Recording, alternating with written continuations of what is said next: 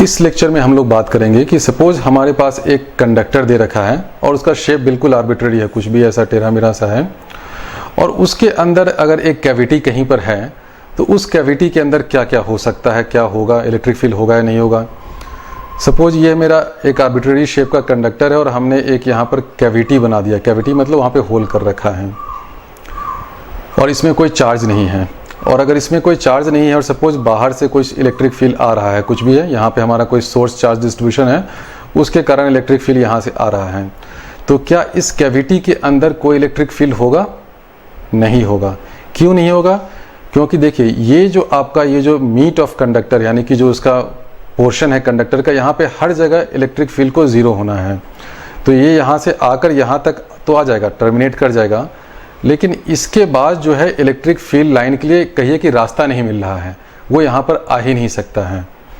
तो यहाँ पर अगर कैविटी के अंदर आपके पास अगर कोई चार्ज नहीं है तो इस कैविटी के अंदर इलेक्ट्रिक फील्ड नहीं होगा। फिर भी कुछ स्टूडेंट्स को लग रहा होगा कि ऐसा कैसे हो सकता है कि कोई कैविटी के अंदर चार्ज हम लोग क्यों इंड्यूस क्यों नहीं कर सकते हैं। कुछ स्टूडेंट्स हो सकते हैं कि सपोज अगर कोई मेरा कैविटी बिल्कुल यहाँ पे इस सरफेस के सटा हुआ है और यहाँ पे हमने एक बहुत हेवी चार्ज रख दिया है। सपोज हमने यहाँ पे 10,000 मेगा कूलम का चार्ज रख दिया है, उसका मैं नाम क्यों देता हूँ, लेकिन मान लीजिए 10⁻10 कूलम का चार्ज अगर यहाँ पे रख दिया है, तो कुछ लोग सोच रहे होंगे कि हो सकता है कि ये चार्ज इतना पॉजिटिव है कि ये बहुत सारा नेगेटिव को यहाँ पर अपने साइड में एक्यूमुलेट कर लेगा, यहाँ पे यहाँ पे यहाँ पे। कुछ लोग सोच रहे होंगे कि ऐसा क्यों नहीं हो सकता है। ठीक है, ये तो हमने बता दिया कि इलेक्ट्रिक फील्ड के अंदर E0 होगा, लेकिन इसकी क्या गारंटी है कि जो कैविटी है, ये तो यहाँ पे क्या है, कैविटी में तो एयर होगा, कुछ भी होगा, ये तो कंडक्टिंग एरिया नहीं है, यहाँ पे तो कंडक्टर नहीं है। तो अगर हमने कोई बहुत ही हैवी चार्ज 10⁻10 कूलम यहाँ पे अगर रख दिया तो हो सकता है कुछ तो इसका असर यहाँ पर आएगा कि ये नेगेटिव चार्ज को अपने साइड में ले लें। तो मैं कहूँगा कि कुछ नहीं होगा।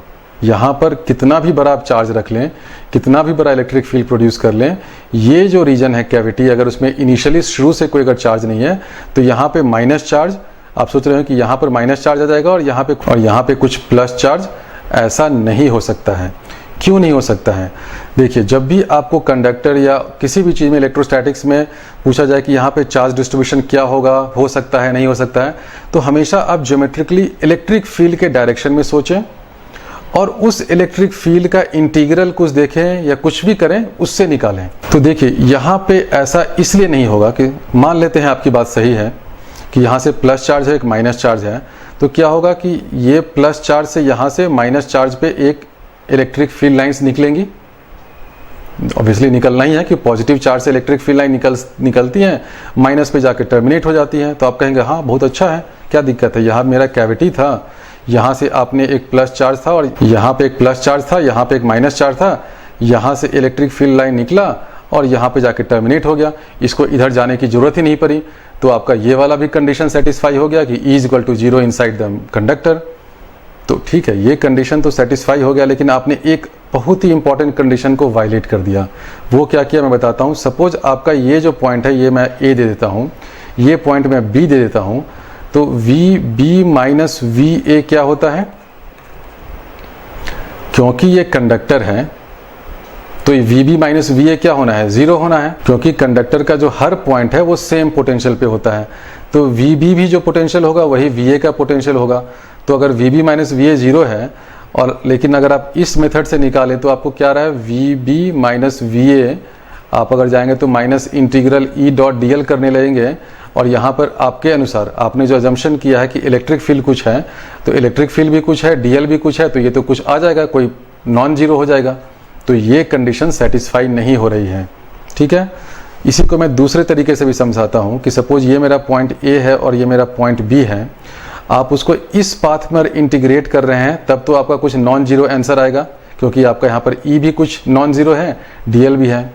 लेकिन सेम दो पॉइंट के बीच में अगर मैं इधर दूसरे पाथ से इंटीग्रेट कर दूं और ये पाथ मेरा कहाँ से है, इधर से जा रहा है कंडक्टर के अंदर से, तो यहाँ पे क्या है, यहाँ तो इलेक्ट्रिक फील्ड 0 है, तो यहाँ पर इंटीग्रेट करने पे क्या आ रहा है, VB माइनस VA =0। तो हमने दिखाया था ये इलेक्ट्रोस्टैटिक्स का क्या कंडीशन होता है, E.dl इज पाथ इंडिपेंडेंट। तो आपने एक पाथ जो नीचे वाले पाथ से इंटीग्रेट किया तब तो आप नॉन जीरो आंसर ला रहे हैं, कुछ भी 10, 12 ला रहे हैं। ऊपर वाले से आप कर रहे हैं तो 0 ला रहे हैं, ये तो हो नहीं सकता। सेम चीज़ है जो मैंने यहाँ बताया कि ये ए पॉइंट और बी पॉइंट दोनों सेम पोटेंशियल पे है, इसलिए यहाँ पर इस तरह की इलेक्ट्रिक फील्ड लाइंस अंदर में नहीं बन सकती। तो हमने अभी क्या दिखाया कि हमारे पास अगर आर्बिट्ररी शेप का एक कंडक्टर हो, उसके अंदर अगर कोई कैविटी हो, तो बाहर कुछ भी इलेक्ट्रिक फील्ड हो, कितना भी बड़ा हो, इसके अंदर कोई इलेक्ट्रिक फील्ड नहीं आएगा, यहाँ पर E = 0 होगा। यानी जो कंडक्टर है वो क्या करता है, वो बाहर के किसी इफेक्ट को अंदर नहीं आने देता है, यानी कि वो कैविटी के अंदर हमें शील्ड कर रहा है, एक तरह से इलेक्ट्रिकल शील्डिंग इसको कहते हैं। और वो शील्डिंग क्यों होती है, क्योंकि जो इलेक्ट्रिक फील्ड लाइंस है वो इस एरिया को क्रॉस नहीं कर सकती हैं। यानी कि देखिए क्या है कि अगर आपका एक कंडक्टर है, उसके अंदर आपने कैविटी बना ली, तो बाहर दुनिया में कुछ भी थंडर स्टॉर्म और इलेक्ट्रिकल फायरिंग होती रहे, कुछ भी होता रहे, आप अंदर आराम से बैठे हुए रहेंगे। ये जो इलेक्ट्रिक फील्ड लाइंस है वो आपका बाल भी बांका अंदर नहीं कर सकता है।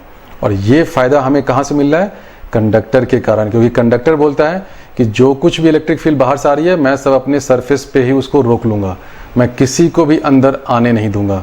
तो इस काफ़ी अच्छा एक प्रॉपर्टी, और इस प्रॉपर्टी का यूज़ भी किया जाता है इलेक्ट्रिकल शील्डिंग में। तो अब देखते हैं कि अगर हमारे पास एक स्फेरिकल कंडक्टर दिया हुआ है और उसमें मैंने किसी भी आर्बिट्ररी शेप का आर्बिट्ररी पोजीशन पे एक कैविटी बना ली, तो क्या होगा।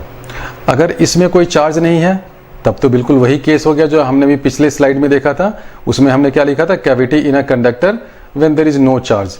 तो वो कंडक्टर क्योंकि आर्बिट्ररी शेप का था, जो भी प्रॉपर्टी मैंने आर्बिट्ररी शेप कंडक्टर के लिए प्रूव किया, ऑब्वियसली वो स्फेरिकल कंडक्टर के लिए भी ट्रू होना ही होना है। तो अब हम लोग इस केस में देखते हैं कि सपोज इस कैविटी के अंदर मैं एक अगर +Q चार्ज यहाँ पे डाल देता हूँ तो क्या होगा। तो ऑब्वियसली क्योंकि अगर ये +Q चार्ज है तो ये यहाँ पे कुछ नेगेटिव चार्जेस को इंड्यूस करेगा, बिल्कुल करेगा। तो यहाँ पे कुछ नेगेटिव चार्ज ये आ जाएगा। सपोज ये मेरा कैविटी है, यहाँ पे +Q चार्ज है, तो माइनस चार्जेस यहाँ पर इंड्यूस हो जाएंगी। तो अब ये माइनस चार्ज आ कहाँ से रहा है, माइनस चार्ज तो इसी इलेक्ट्रिकल कंडक्टर जो इनिशियली न्यूट्रल था उससे आ रहा है।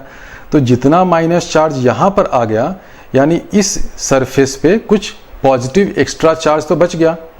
तो वो चार्ज कहाँ जाएगा, इसी सरफेस पे जाएगा, क्योंकि इनसाइड द कंडक्टर तो रो हमेशा 0 होना है। तो जो भी पॉजिटिव चार्जेस बच गए वो सब के सब उठकर आ जाएंगे यहाँ पे। तो इसको मैं प्लस प्लस प्लस सब जगह बना देता हूँ। तो अब देखिए क्वेश्चन पूछा जा रहा है, तो क्या ये जो चार्ज डिस्ट्रीब्यूशन है ये सिमेट्रिकल होगा। मेरा आंसर है बिल्कुल होगा, और वो क्यों होगा वो मैं आपको बताता हूँ। देखिए यहाँ पे इस पूरे डायग्राम में कितने तरह के चार्जेज आ गए आपके पास। एक तो इनिशियल मेरा Q था जो हमने पॉजिटिव चार्ज दिया था, ठीक है, पॉजिटिव लिख रहा हूँ, प्लस एक Q इंड्यूस्ड, ये वाला जो इंड्यूस्ड हुआ माइनस, प्लस एक तीसरा चार्ज जो यहाँ पर आ गया पॉजिटिव वाला, जो लेफ्ट ओवर जिसको कह सकते हैं कि जो भी चार्ज इंड्यूस हो गया तो जो पॉजिटिव चार्जेस लेफ्ट ओवर हो गए वो ऊपर में यहाँ पर आ गया। तो हर जगह पर क्या है, इन तीनों के कारण कुछ इलेक्ट्रिक फील्ड प्रोड्यूस हो रहा है। तो एक इलेक्ट्रिक फील्ड हो रहा है ड्यू टू EQ, प्लस दूसरा इलेक्ट्रिक फील्ड हो रहा है due to E induced, plus तीसरा हो रहा है due to E left over. ठीक है, अब देखिए आप कोई एक आर्बिट्ररी पॉइंट मैं ले लेता हूं यहाँ पर P। इस P पर क्या होना है, total electric field E at P क्या होना है, 0 होना है। EQ प्लस E इंड्यूस जो है वो क्या हो रहा है, ये Q मेरा प्लस चार्ज है, तो ये प्लस के से लाइन निकल के यहाँ पर जाकर सब टर्मिनेट हो जा रही हैं। यानी कि अंदर वाला जो चार्ज था उसके कारण कोई इलेक्ट्रिक फील्ड यहाँ पर P पर नहीं आ रहा है, क्योंकि जो भी इलेक्ट्रिक फील्ड यहाँ से निकला वो सारा माइनस पर जाकर टर्मिनेट हो गया। तो ये दोनों, तो इन दोनों का सम जो मिलकर है वो 0 हो जाएगा। तो बचा अब ये तीसरा E लेफ्ट। तो इस E लेफ्ट ओवर वाले को भी, इसको मैं लेफ्ट ओवर लिखता हूँ, मतलब जो लेफ्ट ओवर चार्ज है, तो इस E लेफ्ट ओवर वाले को भी यहाँ पर 0 होना पड़ेगा, तभी आपका E एट P 0 होगा। और ये 0 कैसे हो सकता है, जब ये सिमेट्रिकली डिस्ट्रीब्यूटेड हो, क्योंकि अगर ये सिमेट्रिकली डिस्ट्रीब्यूटेड नहीं होगा, आपने देखा होगा कोई भी एक कंडक्टर हम लोग लेते हैं, स्फेरिकल कंडक्टर, अगर उस पर चार्ज सिमेट्रिकली डिस्ट्रीब्यूटेड है तो वहाँ पर, जैसा कि हमने देखा था कि कोई भी आप एक स्फेरिकल सरफेस ले लें, उस पर अगर चार्ज जो है उसके सरफेस पे सिमेट्रिकली डिस्ट्रीब्यूटेड है तो इनसाइड किसी भी पॉइंट पे आप जाएंगे तो वहाँ पर इलेक्ट्रिक फील्ड ज़ीरो होगा। तो ये जो है वो सिमेट्रिकल डिस्ट्रीब्यूशन होना ही होगा, बिना उसके कोई और उपाय नहीं है।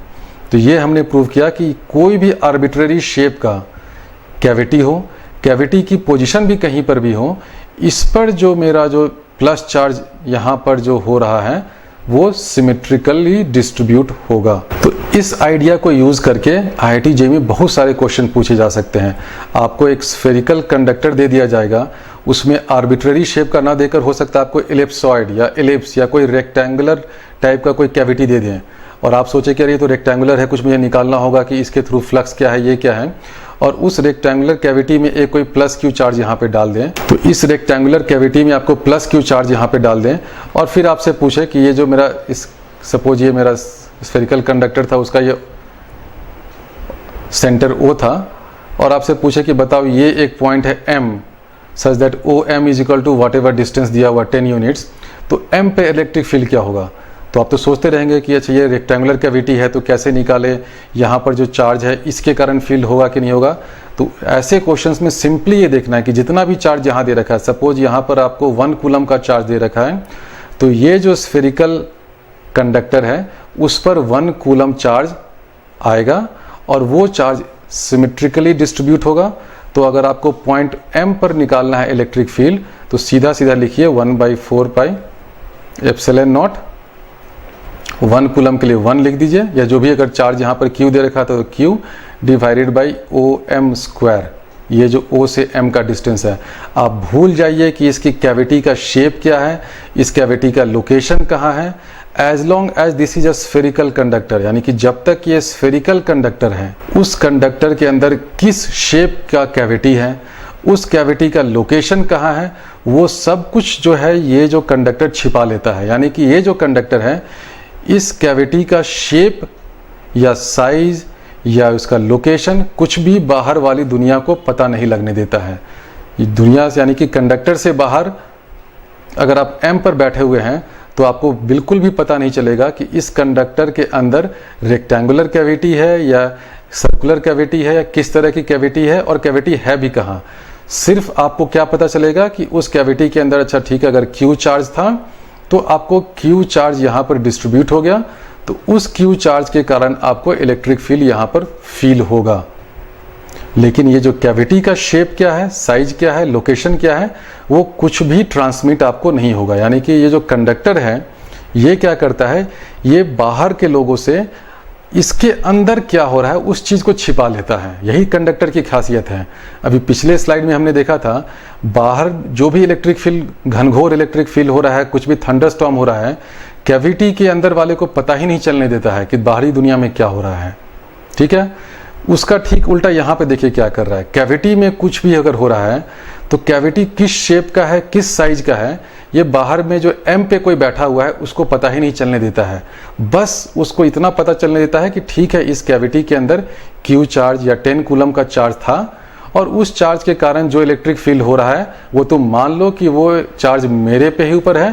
तो M पे अगर इलेक्ट्रिक फील्ड फाइंड करना है तो O सेंटर से लेकर M का डिस्टेंस निकालो और 1/4 pi epsilon not this charge divided by OM square कर दो, वो आ गया।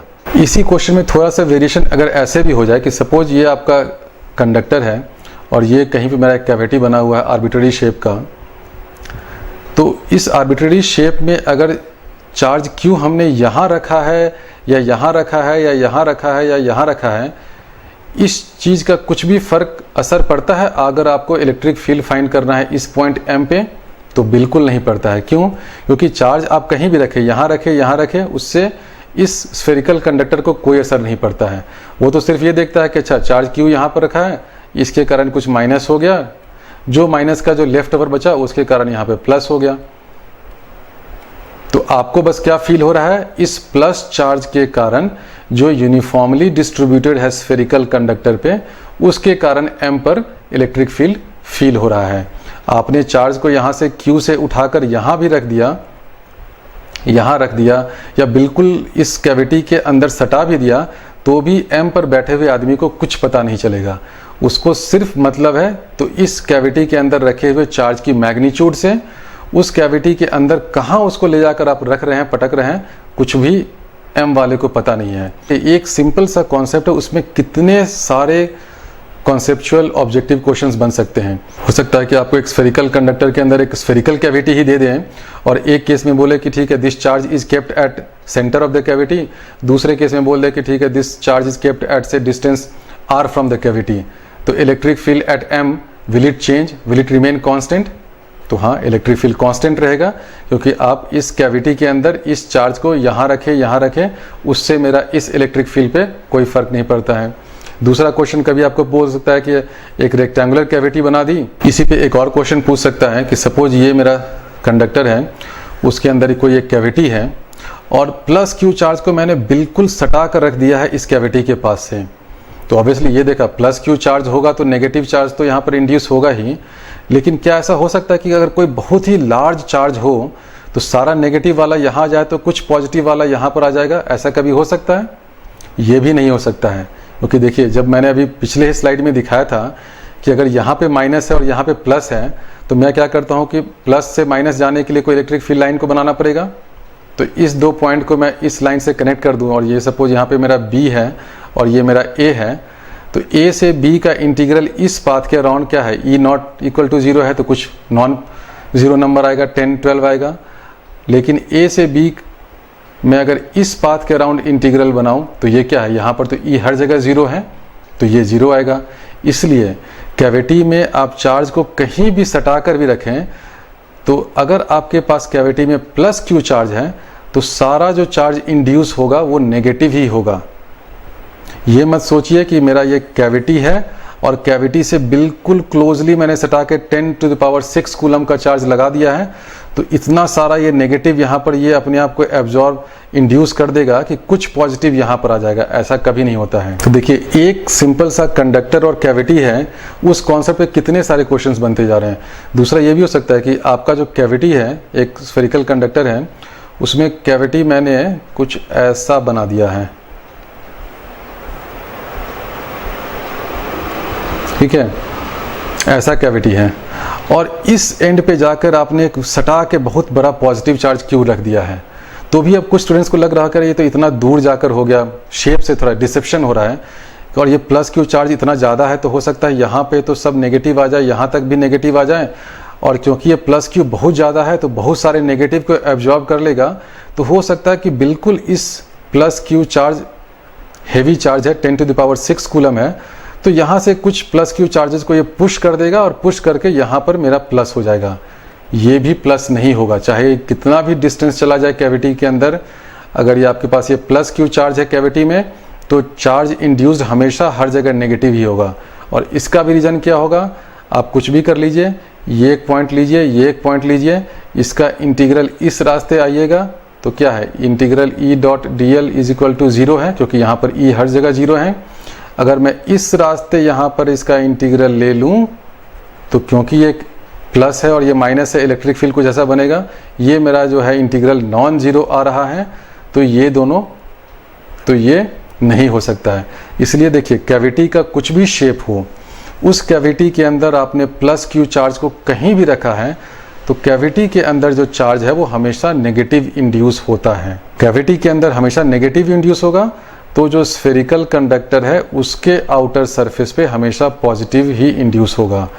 और कैविटी किसी भी शेप का हो, ये जो पॉजिटिव वाला चार्ज है ये यूनिफॉर्मली डिस्ट्रीब्यूट होगा।